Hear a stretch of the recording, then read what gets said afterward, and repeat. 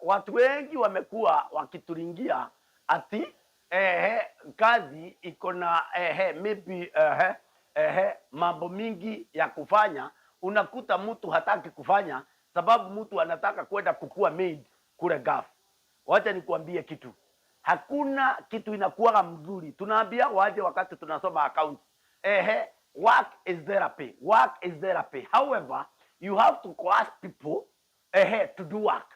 You must coerce people to do work. So vyenye tunasema ni aje, saa hii biashara ni kupush, biashara ni kupush. Ukiuliza saa hii kama saa hii ni mwisho wa mwezi, all the employers wanalalamika sababu ni kupush. Ukienda kupush biashara saa hii ndio yako ikuwe na mazao. Ni kama mama mwenye ameenda maternity.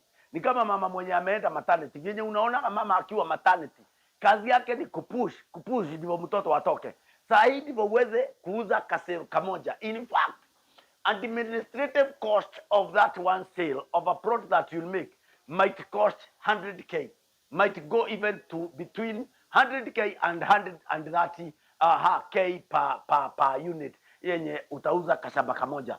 So for that reason, kuuza saa hii shamba kumekuwa ni kitu gumu sana. Na mnajua, as you know, tulikuwa tunategemea mawalia. Sasa hakuna mawalia. Tulikuwa tunategemea watu wa Gulf, na wale watu wengine kwenye wako. Mnasikia Trump amekuja na masharti zenye hasisemeseki, naye Gulf ndio huko kumebomiwa. Sasa tuko na shida mingi sana ya kuuza ya kufanya kazi. So wewe mwenye unasemaga nini, sasa saa hii hakuna kulala. Na unajua shida, Mungu alikulaani akakuweka mtugi. Unaona mtugi kati ya mwili yako. Na hii mtugi lazima muongee naye about 4 times a day. Mimi hata sitaki ufanye kazi. Shida ni mtugi. Sababu you have to negotiate with mtugi at least 4 times a day. Ndio inafanyaga. Hapo tiri si rahisi. Wacha nikufundishage.